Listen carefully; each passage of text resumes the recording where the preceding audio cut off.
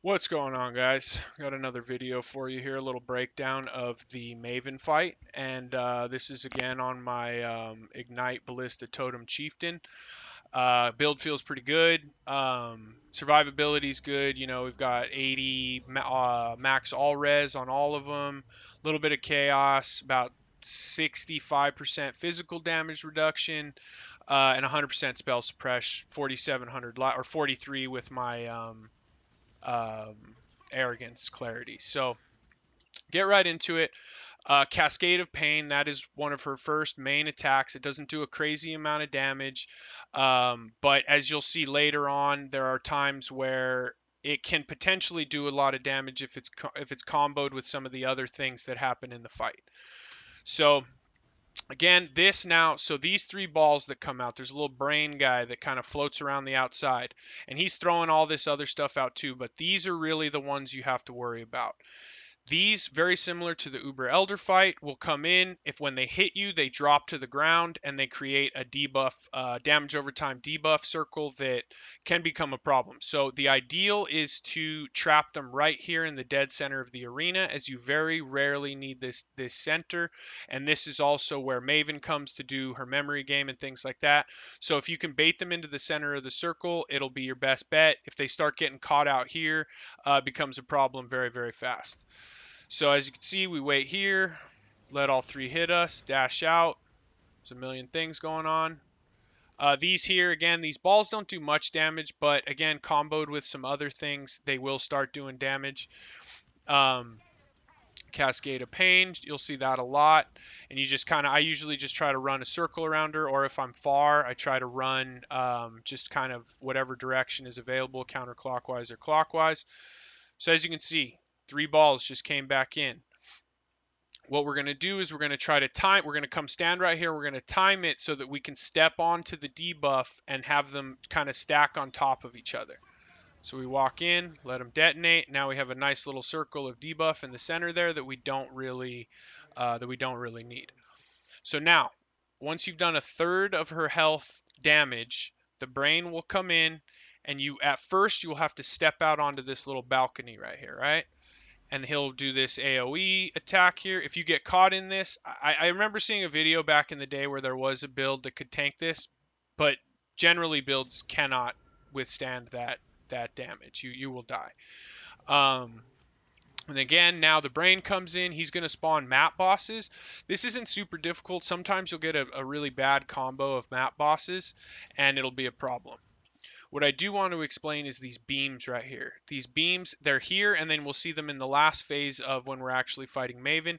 If you touch this beam, it will stop all forms of health regeneration. So you can't use flasks, regen, nothing like that. So whatever damage is done to you is the damage that will be on you for, I believe, it's 7 to 10 seconds. I can't, but it's a long time to not be able to recoup any sort of health. So you want to stay away from these beams. You can, if you have a teleport movement like dash or something like that, you can dash through it like a blink type ability, but again, you can't touch it. So what we're going to do, we're just trying to do the damage to the brain, get it down to 1/3, which we do right there. And he's going to leave. She comes in. Every once in a while, she'll give you a quick little second to do a little bit of damage, but typically after the brain, she goes right to the center and does her first memory game. 3 panels in the first memory. So 1, 2, 3. So that's for the first one. Fairly simple, nice to get warmed up. And then we're just going back into the damage. So here we have the 3 balls, and I actually run into, I believe this is the one where I run into a bit of a problem here. Oh no, it's not. So it's on the next phase. Apologies. And again, like similar to the Uber Elder fight, I did want to leave some mistakes in so that I could kind of explain things and what I'm doing wrong. So there's Cascade of Pain. We're just going to keep doing our thing. Stand still. So this is her 2 little forks that she kind of, crosses each other. I do want to say that while she's doing this, she is still susceptible to damage from the point that she raised above. So even though she's up in the sky, it's not like Awakener where he can't be damaged. You can still damage her. So if you're a melee build, you can chill right here and be doing damage. And when this one on the right comes in, you can just step over and then start doing and just keep doing damage. So she is available to take damage right there. You can still see her health bar was there the whole time. Now we have the balls coming back in. So it starts getting pretty kooky. right? So we pop all 3 balls and we're out. So now we have a nice little stack. She's phased. We're going to walk out to our balcony. All right, AoE. Walk back in. Right, and here we go again. Same exact thing. He's going to spawn a bunch of map bosses. You know, you just hope that they're not a bad combination. Every once in a while, you will get some bad ones, but you know, it is what it is. At some point here, I do touch the beam.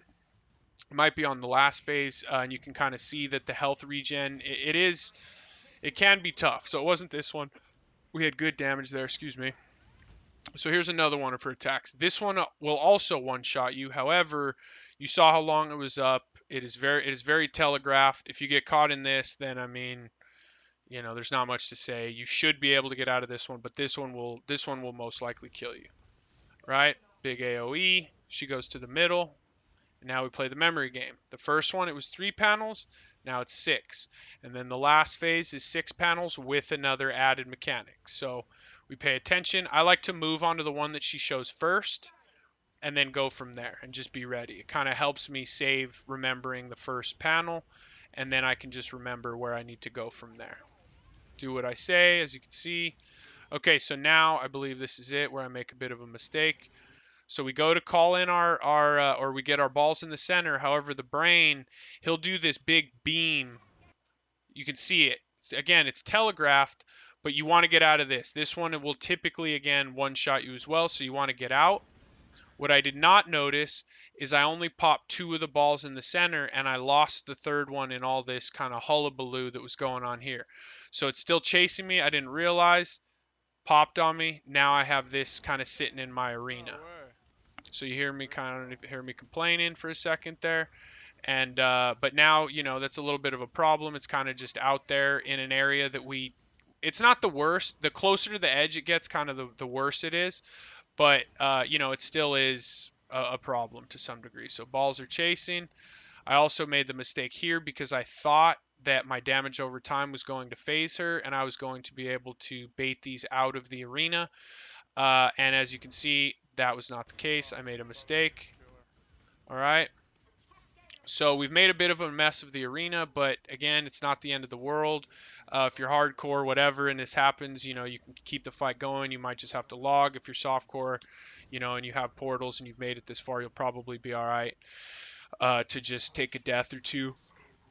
Excuse me. All right. All right. So again, same phase. Bosses, brain. If you have culling strike, you won't have to take them all the way down. So this one can be a little bit faster if you have culling strike. Okay.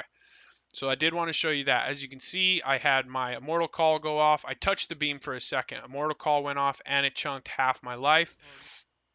And now, as you can see, you know, I have 750 regen per second, and it's just disabled for, I believe, again, 7 to 10 seconds. It's quite a long time in a fight like this when there's a lot going on.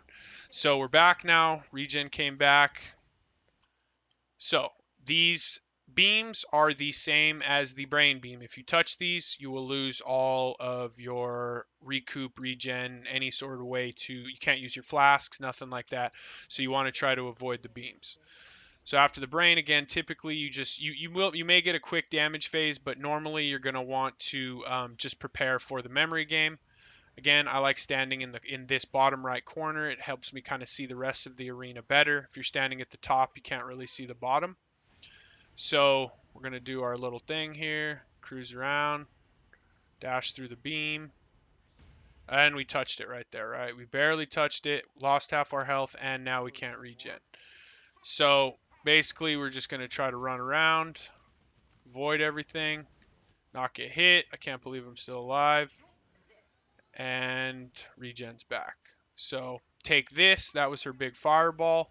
You kind of saw it flying through the screen that she'll yell, take this, and shoot a big fireball at you. This build can tank it. It's not the most powerful thing in the world, but, you know, depending on how you're set up, you know, it might be. So here it is right here. Take this. And then typically, if you just run or dash, you'll be all right.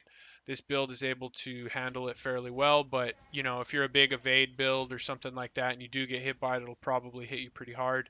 You know, I have good armor and good fire resist and stuff like that, so um, you know, it is what it is. But so we didn't phaser fast enough, so we have to play the memory game again. And again, the memory is typically not the hardest part. The hardest part is getting through the panels without touching anything on the arena.